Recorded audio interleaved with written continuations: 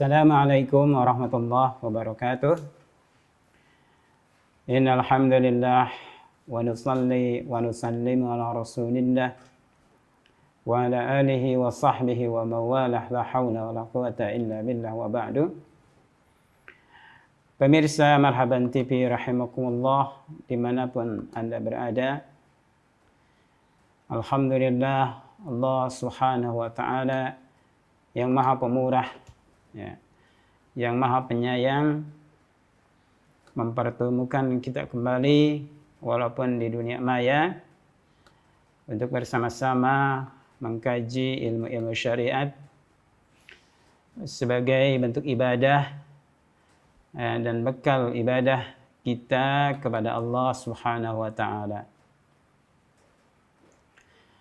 Pemirsa Marhaban TV rahimakumullah,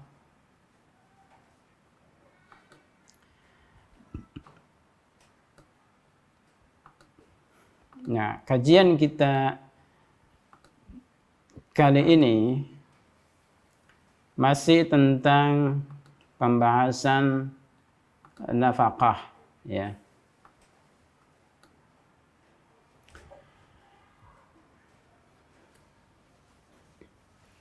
Nah, nafkah pada pembahasan lalu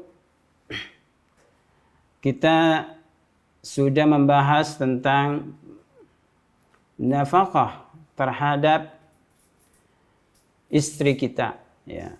Seorang suami wajib memberikan nafkah kepada istrinya sesuai dengan kemampuannya. Nafkah tersebut disesuaikan dengan uruf, dengan adat kebiasaan, dengan perkembangan budaya, ya, perkembangan keadaan, situasi dan kondisi.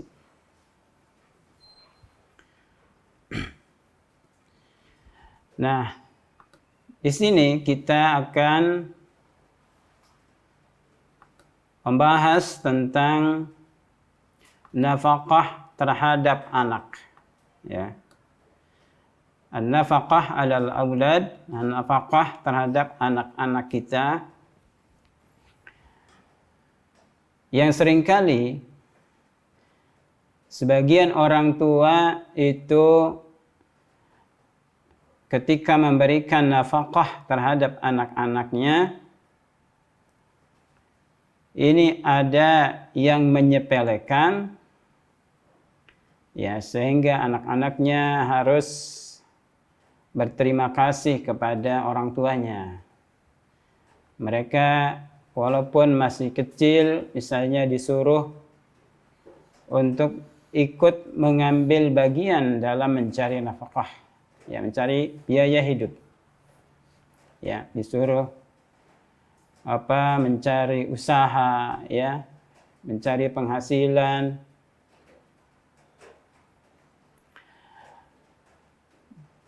Sehingga mereka banyak yang mempekerjakan anak pada di luar kemampuannya, di bawah umur. Ada juga yang berlebih-lebihan dalam memberikan nafkah kepada anak, ya. Sehingga orang tua ini memanjakan anak, memanjakan anak-anaknya dengan berbagai fasilitas materi, ya, sehingga mereka ini, anak-anak tersebut hidup dalam gelimang kemewahan, tidak merasakan bagaimana susahnya mencari biaya hidup. Nah, pemirsa Marhaban TV, tentu hal ini perlu ilmu, ya, perlu ilmu.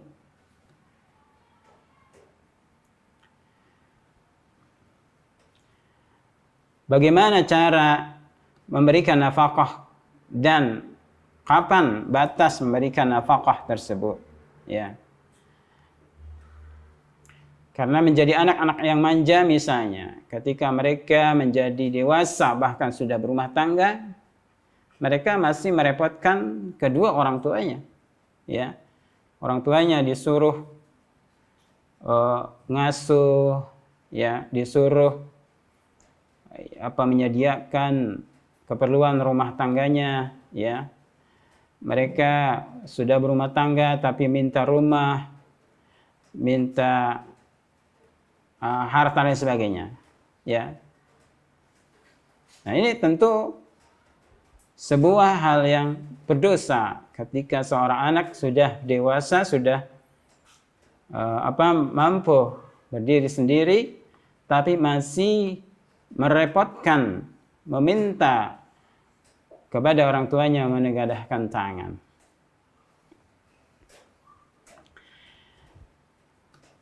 Nah, pemirsa Marhaban TV rahimakumullah, dimanapun Anda berada, anak-anak kita, anak-anak kaum muslimin, ini hanya dua jenis, ya, dua jenis kelamin, imma laki-laki atau perempuan, ya. Khalaqadz dzakara wal unsa. Allah yang menciptakan kalian itu terdiri dari jenis kelamin laki-laki dan perempuan.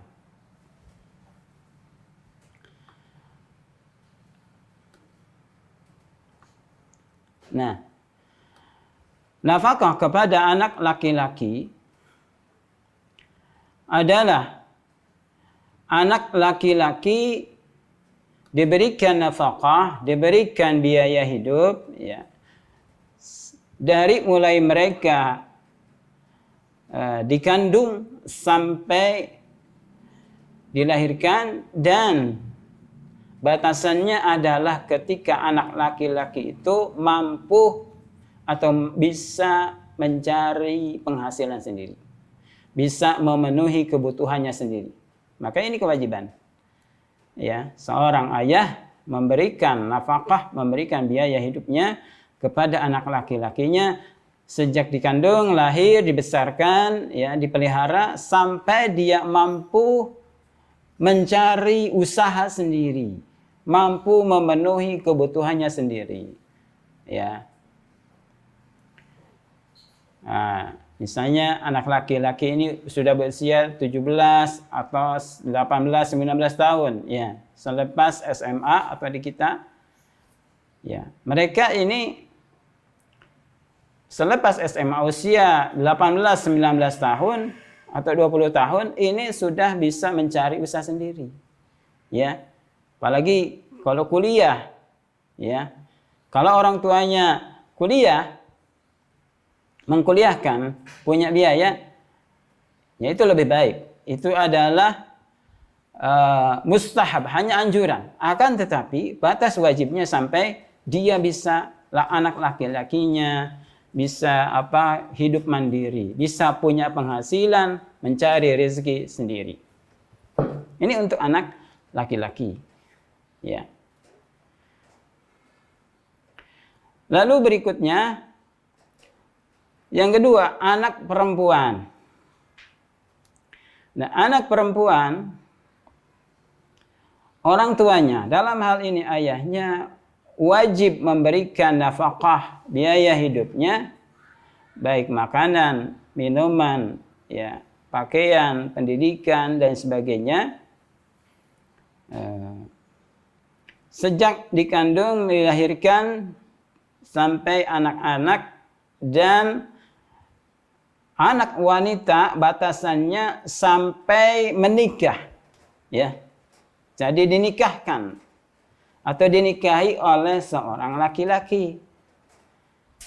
Maka jika seorang anak perempuan ini dia sudah dinikahi oleh seorang laki-laki atau ya dinikahkan oleh orang tuanya, maka orang tuanya ini lepas memberikan nafkah kepada anak perempuannya, ya.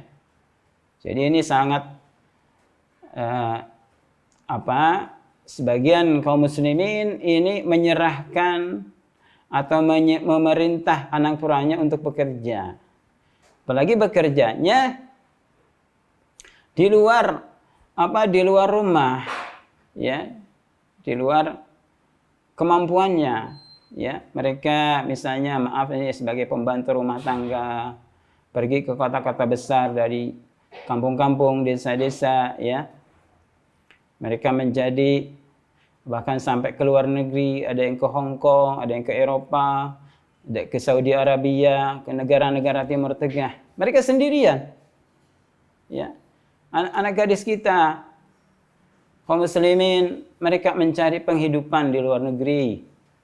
Jadi pembantu rumah tangga dan sebagainya. Ini sangat ironis. Padahal ini mereka masih dalam tanggungan keluarganya. Ya.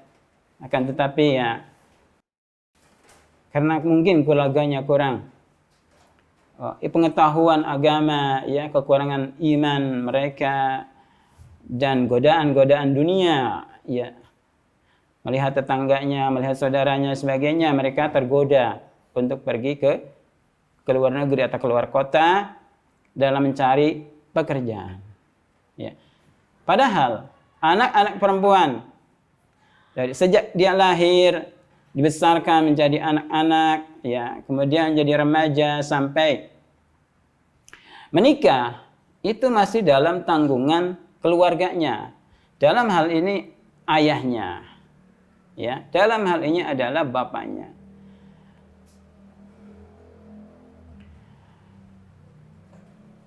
Nah, itu sampai menikah. Nah, kalau sampai menikah, maka sesudah menikah, maka nafkah perempuan tersebut adalah ditanggung oleh suaminya, ya, dijamin oleh suaminya.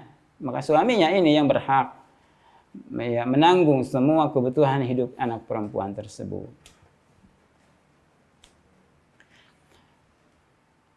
Nah, bagaimana kalau misalnya suaminya meninggal dunia, ya, suaminya meninggal dunia atau bercerai. Kalau bercerai tadi cerai hidup, suaminya menceraikannya, maka selama masa iddah, nafkah anak perempuan itu masih ditanggung oleh mantan suaminya. Dia masih berhak mendapatkan biaya hidup, mendapatkan pakaian, ya, mendapatkan atau tidak boleh diusir dari rumah suaminya, masih berhak seperti istri biasa. Hanya tidak boleh, istrinya juga boleh melayani suaminya, ya, memasakkan atau mencucikan pakaian keluarganya, suaminya mensetrikakan dan sebagainya. Hanya yang tidak boleh itu berhubungan badan, berhubungan intim, ini tidak boleh, haram, karena mereka sudah bisa, kecuali kalau rujuk. Insya Allah kita akan bahas tentang rujuk, ya, sewaktu-waktu. Nah, kalau mereka bercerai dan selesai masa iddahnya, maka anak perempuan tersebut atau perempuan tersebut kembali kepada keluarganya. Dia ditanggung oleh ayahnya. Bagaimana kalau ayahnya sudah tidak ada, sudah meninggal? Yang ada adalah ibunya, ya. Maka yang bertanggung jawab memberikan nafkah perempuan tersebut adalah saudara laki-lakinya. Apakah adik laki-lakinya atau kakak laki-lakinya? Maka pantas di sini Islam memberikan hak waris laki-laki 2 kali lipat dari hak waris perempuan. Ya. Laki-laki ini 2 kali lipat dari bagian anak perempuan atau perempuan. Karena apa? Karena anak laki-laki ini harus menanggung nafkah dari perempuan, ya, dari saudara perempuannya, ya. Bagaimana kalau tidak ada saudara laki-lakinya? Semuanya saudara perempuan misalnya, maka yang berhak menanggung nafkah anak perempuan tersebut atau perempuan tersebut adalah saudaranya dari laki-laki, dari bapaknya, dari pihak bapaknya, saudara dari pihak bapaknya, ya, misalnya paman dari pihak ayahnya, ya, atau uak dari pihak pamannya dan sebagainya, ya. Tentu yang laki-laki itu ini 2, makanya tanggung jawab besar terhadap saudara-saudarinya ini. Begitupun kalau dia cerai mati, ya, ini kembali kepada keluarganya dengan pihak laki-laki yang menanggungnya. Nah, bagaimana kalau anak perempuan tersebut punya anak? Ya, perempuan tersebut punya anak. Misalnya suaminya meninggal dunia, dia punya anak 5. Siapa yang menanggungnya? Maka yang menanggungnya adalah keluarga laki-lakinya. Keluarga laki-lakinya atau keluarga suaminya ini yang wajib menanggung biaya hidup daripada anak-anaknya. Bukan ibunya, bukan perempuan tersebut yang ditinggal mati oleh suaminya. Ini kalau dilaksanakan, Masya Allah ya. Kalau ngerti semuanya, ya tidak akan ada ibu-ibu yang kata langsara, ya apruk-aprukan dia menjadi tulang punggung keluarganya karena suaminya sudah meninggal dunia. Dia besarkan anak-anaknya, ya tanpa bantuan daripada saudara dari laki-lakinya atau dari mantan suaminya yang meninggal tersebut. Ini banyak kejadian, ya. Dia seorang diri, ibunya atau istrinya ini, mantan istrinya ini membesarkan anak-anaknya tanpa ada perhatian atau bantuan dana, bantuan biaya daripada pihak mantan suaminya. Ini kesalahan besar. Jadi ini kita saling mewasiati ya, saling menasihati ya. Jika ada saudara kita atau meninggal dunia dan kita adalah pihak dari laki-laki, kita harus urun rempuk. Kita harus bahu-membahu membiayai anak-anak yatim tersebut yang ditinggal oleh saudara kita yang meninggal dunia. Ini ya. Jadi jangan wanita tersebut yang banting tulang ya, kerja siang malam untuk memenuhi kebutuhan anak-anaknya.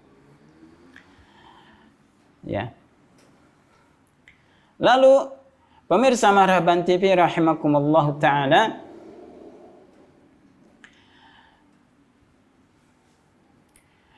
anak laki-laki ya ini makanya dia mendapatkan kewajiban atau mendapatkan hak warisan lebih banyak daripada anak perempuan. Salah satunya karena anak laki-laki ini harus menanggung nafkah daripada saudara-saudaranya ya, yang lainnya. Kemudian pemirsa Marhaban rahimakumullah, hukum memberikan nafkah kepada orang tua kita. Wajib bagi manusia berinfak kepada kedua orang tuanya yang memiliki hubungan kerabat. Ya. Memiliki hubungan kerabat. Nah, siapa? Tentu dalam keluarga itu misalnya pasti banyak, ya. Ada ibu, ada ayah, ada paman, ada uwa, ada adik, ada kakak, ya. Hubungan kekerabatan. Siapa yang harus didahulukan? Maka tuqaddamul ummu 'alal abi. Didahulukan ibu atas ayah fil birri wan nafaqah, dalam kebaikan dan nafkah. Ya. Ini. Jadi dahulukan ibu atas ayah. Nah, ini kenapa dipisah begini, ya? Kok kalau ibu pasti dengan ayahnya? Maksudnya adalah kalau kita memberi ayah ibu kita ini cerai, ini contoh kasus ya. Ibu dan ayah cerai. Kepada siapa yang terlebih dahulu kita memberikan nafkah dan berbuat kebaikan? Ya. Apakah kepada ayah atau kepada ibu? Tentu yang didahulukan adalah ibu terlebih dahulu. Ya. Maka wajib juga memberikan infak kepada anak-anak ibu dan zawil arham mereka. Ya. Dan nafkah baik kepada ibu, lalu kalau sudah ibu baru kepada ayah. Sesudah ayah baru kepada saudara-saudara yang lain, kepada adik, ya, kepada kakak, ya, kepada paman dan sebagainya.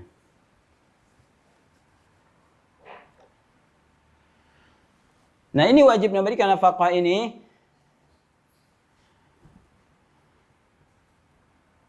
adalah tentu kepada orang yang kaya tadi, ya. Bagi orang yang munfik fakiran, yang berinfaknya fakir, ya, tentu ini tidak wajib, ya, sesuai dengan kemampuan mereka.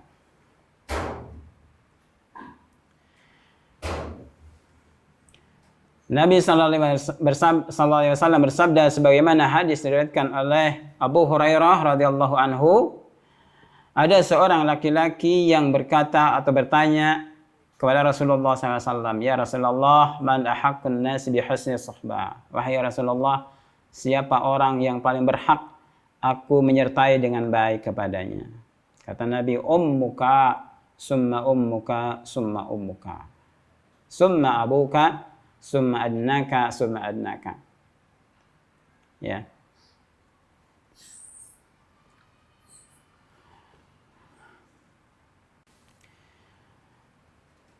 Siapa aku harus berbuat baik kepadanya? Karena Nabi bersabda, kepada ibumu, ibumu, lalu ibumu, lalu bapakmu. Nah, ini menunjukkan saking pentingnya ibu. Ibu disebutkan 3 kali dan ayah baru ayah. Summa adnaka, adnaka, kemudian orang yang paling dekat kepadamu, orang yang paling dekat kepadamu. Ya.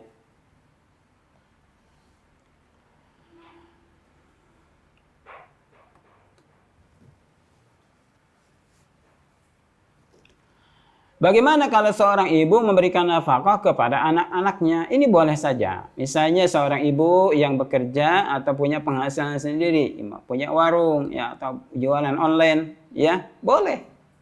Seorang ibu memberikan nafkah kepada anaknya. Hadisnya sebagaimana diriwayatkan dari Imam Bukhari dan Muslim dari Ummu Salamah radhiyallahu anha, dia berkata, aku bertanya kepada Rasulullah, ya Rasulullah, apakah aku punya pahala jika aku berinfak kepada anaknya Abu Salamah, ya, anaknya Abu Salamah? Sesungguhnya mereka itu adalah anak-anakku. Innama hum baniyi. Sesungguhnya mereka adalah anakku. Faqala, kata Nabi, anfiki alaihim, berinfaklah kamu atas mereka. Falaki ajran ma anfaqti alaihim. Sesungguhnya bagimu ada pahala apa yang kau infakkan atas mereka. Jadi ini ibu-ibu, ya, kalau kita punya rezeki atau punya penghasilan, boleh kita berinfak atas anak-anak kita, ya. Walaupun yang wajib memberikan nafkah adalah suaminya atau ayahnya, suami kita atau ayah anak mereka, anak-anak kita. Tapi kalau kita punya penghasilan, maka kalau kita berinfak kepada anak-anak kita, itu adalah bernilai sedekah dan akan dibalas pahala oleh Allah Subhanahu wa taala. Ya. Ummu Salamah juga bertanya, apakah aku punya pahala kalau aku berinfak atas anak-anakku dari Abu Salamah? Maka kata Nabi, anfiki alaihim, berinfaklah kamu kepada mereka. Falaki ajrun, maka bagimu ada pahala. Ya.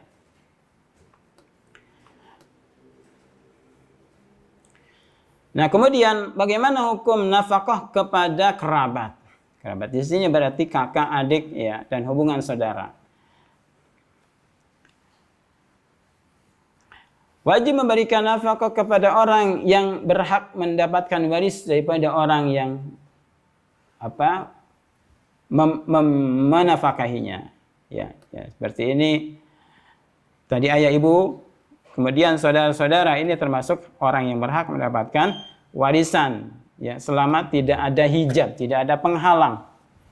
Allah Subhanahu wa taala berfirman, wal walidatu yuradi'na auladahunna haulaini kamilaini, dan wanita-wanita itu menyusui anak-anak mereka selama 2 tahun secara sempurna. Liman arada an yutimma radha'ah, bagi orang yang ingin menyempurnakan persusuan. Wa 'alal mauludi lahu rizquhunna wa kiswatuhunna bil ma'ruf. Ya. Dan atas anak-anak bagi mereka mendapatkan rezeki dan pakaian dengan cara yang baik. La tukallafu nafsun illa wus'aha. Tidaklah seseorang dibebani kecuali apa yang dia usahakan. La tudarra walidatun biwaladiha. Dan tidaklah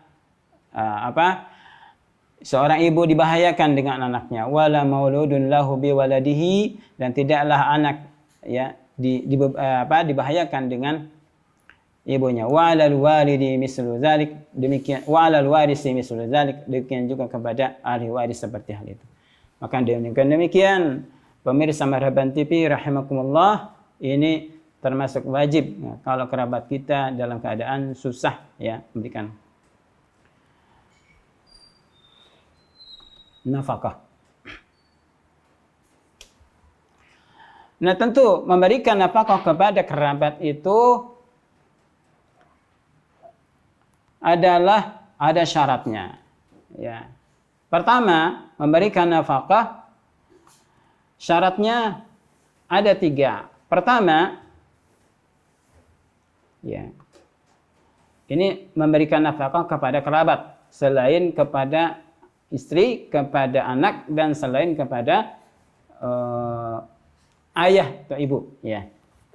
Ini memberikan nafkah yang wajib itu kepada kerabat dengan syarat-syarat berikut. Pertama, keadaan yang diberikan nafkah itu ahli waris dari orang yang memberikan nafkah. Ahli waris. Ahli waris. Kalau bukan ahli waris, hanya misalnya zawil arham, itu tidak wajib memberikan nafkah. Misalnya keponakan, itu tidak berhak mendapatkan warisan karena termasuk zawil arham.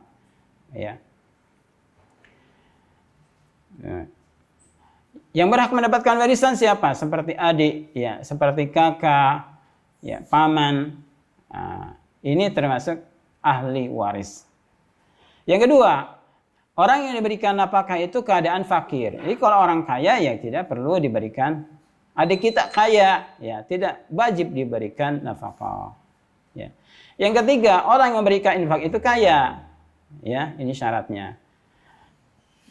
Berbeda dengan memberikan nafkah kepada istri atau kepada anak. Ini tidak diukur kaya dengan miskin. Wajib memberikan nafkah.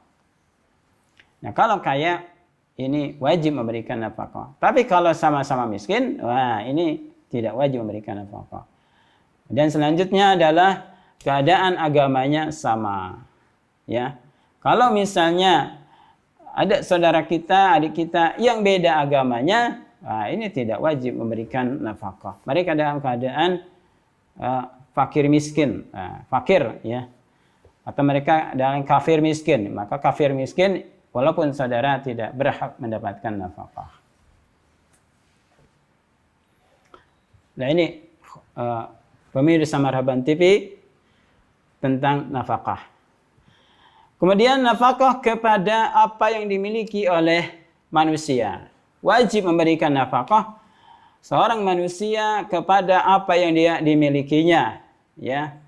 Misalnya dari binatang ternak, punya domba, punya sapi, atau punya ayam, tuyur termasuk burung-burung.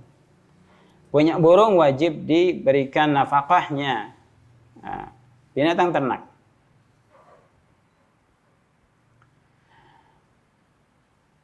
Maka wajib memberikan makanan mereka, memberikan minum mereka, dan apa-apa yang bisa memperbaiki binatang-binatang atau apa yang kita miliki. Termasuk kalau zaman sekarang motor kita, mobil kita, itu adalah wajib diberikan nafkah. Motor harus diolian, harus diservis, begitupun mobil, harus diolian, ganti ban dan sebagainya. Itu termasuk kewajiban. Itu termasuk nafkah.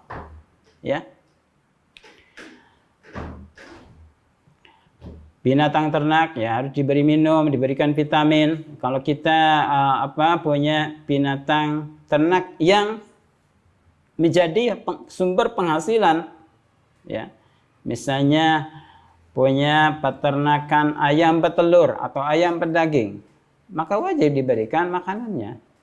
Ya. Wajib diberikan minumnya, obat-obatannya.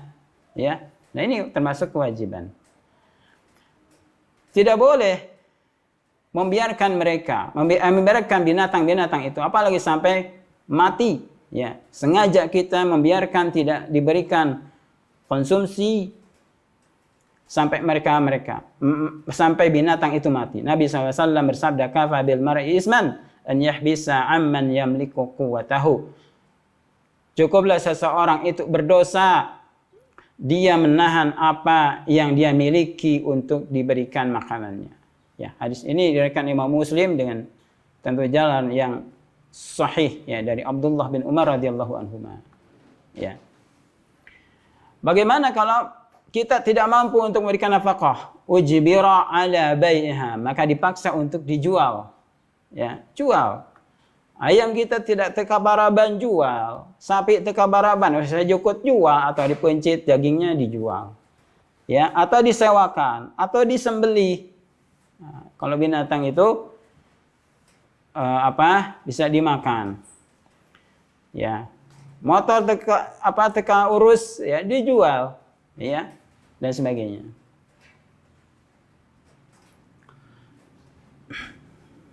Nah, ini termasuk, ya.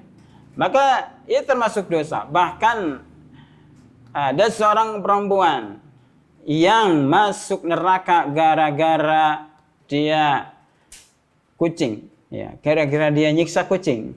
Dakhalati imratun bi hurratin. Ada seorang perempuan yang masuk neraka gara-gara kucing. Ya. Kenapa? Tahbisuha. Dia ngeram kucing itu, dia penjarakan kucing itu dan tidak memberikannya makan. Kucing itu, ya, entah apa ini, kucing garong atau kucing apa, ditangkap lalu dikurung. Tidak diberi makan, tidak dilepaskannya ke lapangan untuk mencari makanan, untuk mencari binatang-binatang yang bisa dia makan.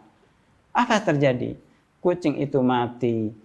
Maka Nabi mengatakan, dakhalat imra'atun khatat al-mar'atu bi hurratin. Ada seorang perempuan yang masuk disebabkan kucing. Oleh karena itu hati-hati kita menyia-nyiakan apa yang kita miliki, ya. Jangan sampai kita teledor, sengaja kita menyiksa mereka, lalu membiarkan mereka mati. Ya.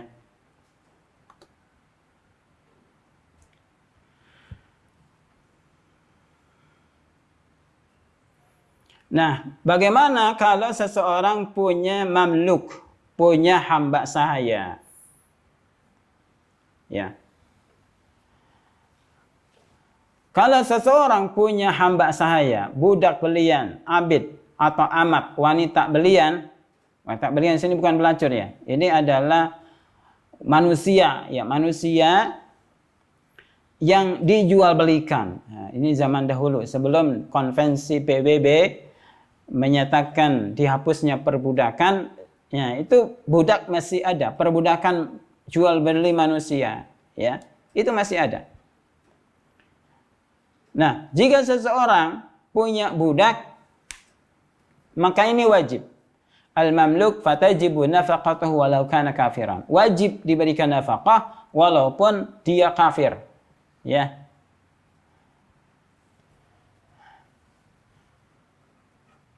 Walaupun dia kafir. Ya, ini beda kalau dengan kerabat, ya. Mamluk atau yang dimiliki manusia yang dimiliki, kita beli, ya, maka wajib diberikan nafkah walaupun dia kafir, ya, beda agama. Yang kedua adalah kedua orang tua, wajib memberikan nafkah kepada orang tua, kedua orang tua walaupun mereka berdua misalnya kafir, ya, walaupun kafir, beda agamanya. Tetap bagi kita sebagai muslim ini memberikan nafkah kepada mereka. Karena ini bagian dari berbuat baik kepada mereka. Ya. Allah SWT berfirman, Wa in jahadaka 'ala an tusyrika bima laisa laka bihi ilmun fala tuti'huma. Kalau kedua orang tuamu memaksamu untuk berbuat syirik kepadaku yang tidak ada ilmu bagimu, jangan kamu mentaati keduanya. Wasahibhuma, tapi sertailah mereka berdua di dunia, fid dunya, di dunia ma'rufan, dengan cara baik. Masya Allah ini. Ini ajaran hebat, luar biasa ya. Orang tua kita kafir, jelas-jelas kafir. Wajib kita berbuat baik kepada mereka. Wajib memberikan nafkah kepada mereka kalau mereka tidak mampu. Ya. Apalagi ya kalau muslim. Walaupun misalnya mereka berdua masih melakukan hal yang bid'ah. Ya, hal yang bid'ah. Tetap wajib seorang anak masih memberikan atau harus memberikan bantuan, memberikan nafkah kepada kedua orang tuanya. Ya. Jadi jangan sampai kita menghajar orang tua karena misalnya beda dalam masalah ru'iyah. Wah, orang tua kita kunut, wah tidak mau memberikan bantuan. Tidak memberikan nafkah kepada mereka atau menghentikannya. Ya.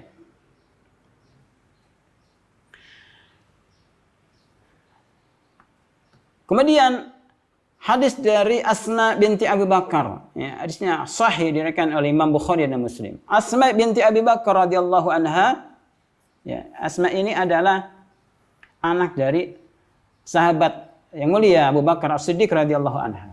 Dia datang, ya, kepada Nabi SAW dan berkata, "Qadimat alayya ummi ya Rasulullah." Datang kepadaku ibuku, wahia musyrikatun, dan dia seorang musyrik. Fi ahli Rasulullah SAW, ya, di zaman Nabi SAW. Fa astaftaitu Rasulullah SAW, aku meminta fatwa, nasihat dari Nabi SAW. Qultu, kata aku, inna ummi qaddamat wa hiya ragibah. Fa asilu ummi, bolehkah aku menemui ibuku? Ibuku datang, dia sangat ragibah, siap mengharapkan bantuan. Bolehkah aku menemuinya? Kata Nabi, na'am. Salli ummaki, temuilah ibumu. Maksudnya bantulah ibumu. Ya, nah, ini menunjukkan Islam memperhatikan masalah nafkah terhadap ibu dan bapak.